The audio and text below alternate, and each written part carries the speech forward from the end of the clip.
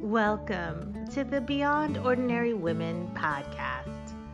Every 2 weeks, we post podcast versions of one of our free training videos, or you can access our videos now at beyondordinarywomen.org. Enjoy the podcast.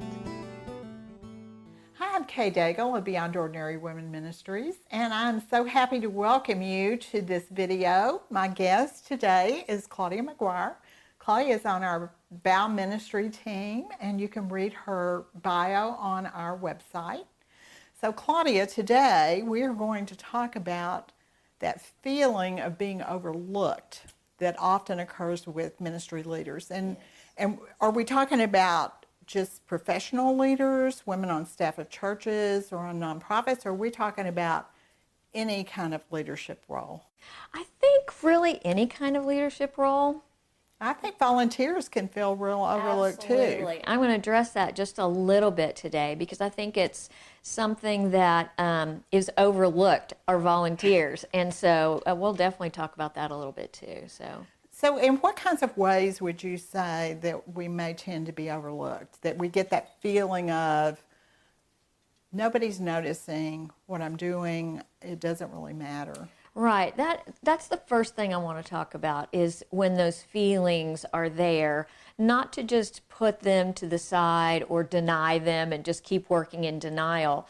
Because I believe when you feel overlooked for a long time, that can lead to some really unhealthy places, unhealthy thinking, and just unhealthy places in wherever you're working. And so to just be very clear, to be very clear at the very beginning, I think a very simple way to feel overlooked is when your pay or your salary is not where you feel it should be. It could be that just compared to other people on that staff or new people that have been hired, you've kind of been left in the dust a little bit as far as pay or salary. Even promotions that might come up or positions that might become available. And you just feel like you've been overlooked for those things, that you've maybe proven yourself to be capable and more than responsible and just really good in the area that you oversee, and things come up and you're just kind of overlooked for that. And that can really be hurtful. And along those lines, if you're a volunteer, I mean, how many women do we know that are doing the work that maybe someone on the real staff is doing? They've been asked to take on a great deal of responsibility, and yet they're expected to do it for absolutely nothing. Right. That can definitely lead to just feelings of, does it even matter why I'm here? I don't get, no one hears my ideas. They're not really asking me for feedback as a volunteer, yet I'm on the front lines. I'm the one that's really there with people from week to week, hearing what's going on, hearing their concerns, and I'm seeing it, but I'm not really feeling like anybody else is hearing what I'm saying, that it has value. And I do believe, and in speaking with other women that are in those high capacity volunteer roles, they definitely feel the same way. That I'm doing this, I feel like I care more than a lot of people around me as I'm in this volunteer role, but I'm just not being heard, or I'm not being valued.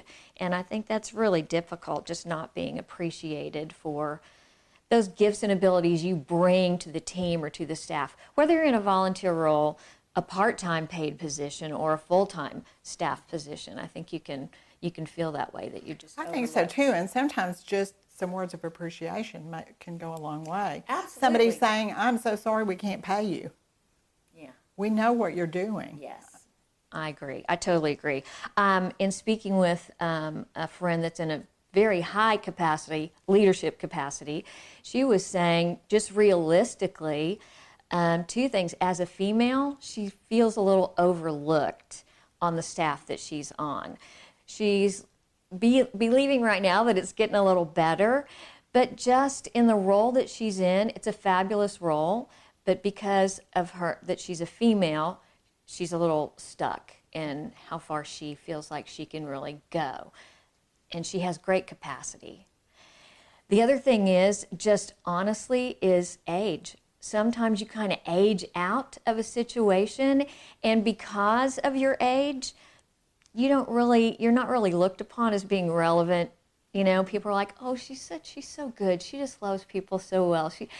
But when it comes to looking to someone for answers or ideas or that kind of a thing, it's kind of like you've aged out of that process. And it's true. More and more people are hiring younger and younger, whether that's in the church or ministry organizations or even in the world.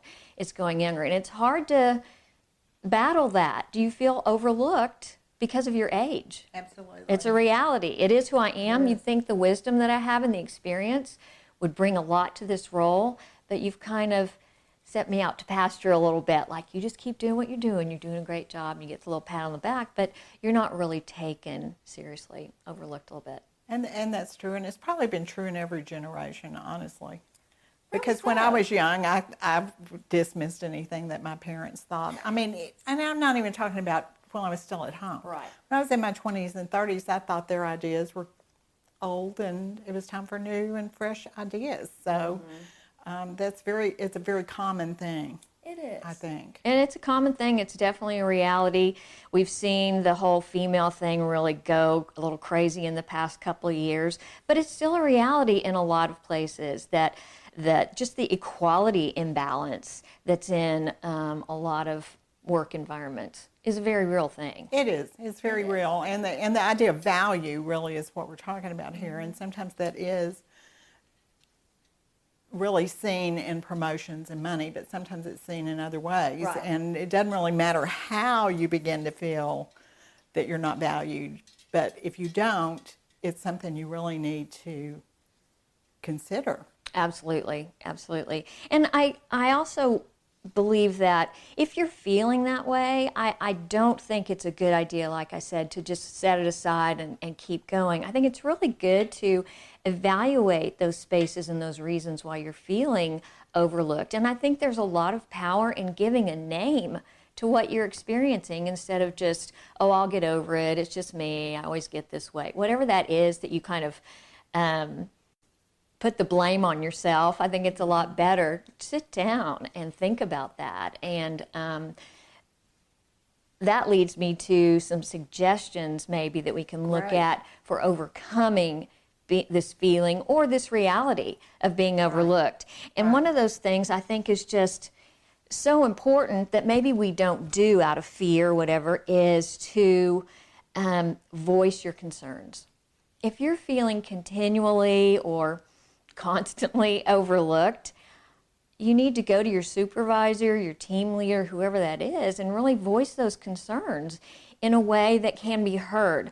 Like to just humbly ask that person, help me understand why XYZ keeps happening, or help me understand how I blah, blah, whatever, fill in the blank, whatever that is. But sometimes I think we're afraid to bring something up because then we're going to be labeled as a troublemaker, or gosh, they're just never content, that kind of a thing. And I think it's really important that we speak up and speak into those places that we're feeling very overlooked. Sometimes people just don't know. Yeah, I can think of a time when that happened to me, and an opportunity unexpectedly opened up when I was in a little broader meeting where the person that I felt like was overlooking me in many ways, something happened that everyone was able to see it. And I knew now is when I need to say something, because it won't just be my word at this point. Right. And when you are brought into a situation where your idea can be heard, or your opinion can matter, or your concerns can be voiced, speak up. Don't hold back. That's not the time to hold back. You really want to be heard. And some people are just afraid to speak up because they're afraid of what other people might think, or again, what others might not appreciate about their concerns or whatever. And I think also that it's important to tell the decision makers what it is you want or what it is that you need for your ministry. Is it a budget thing? Is it a people thing? Is it a time thing? If you are in a position as a leader that you're a part-time leader over an area of ministry or on staff at some place, it's important that they know that you're really not able to do your job up to their expectations because these particular needs just are not being met. That's kind of outside your ability to make this happen when you're not getting the resources or whatever that you need. And I think you can very humbly let people know, these are some things I need, and Right, be very and clear about it. That's not about you anyway. That is about your purpose. That is about God's kingdom. That is about the work that you're doing. That's true. And I think that's really important to do that. I do too. You don't want the ministry to hurt because you were afraid to speak up about some needs that the ministry has. Yes, and you mentioned earlier just saying thank you, just creating a culture where you work, where appreciation is out there, that you're affirming other people, even if it's your supervisor or your boss that you're meeting with, be able to say thank you for taking the time for meeting with me. If you're not in an environment where you're hearing that, you can start it with the people you're working with the people that, make the decisions every day. Be sure to tell them, thank you for your presence there the other night. I think people really loved having you there. Whatever you need to say, start that atmosphere of being affirmed and appreciated. And I think it'll catch on. Right. But at the same time, if you have these feelings and you're trying to assess, are they real? And if so, what to do about it? We do always have to remember that Jesus was not appreciated. Nope. That he was actually vilified, that he was dismissed, that he did not fit the mold and they didn't like it. And some of those things are real. And there are times where we just need to say, this is the situation.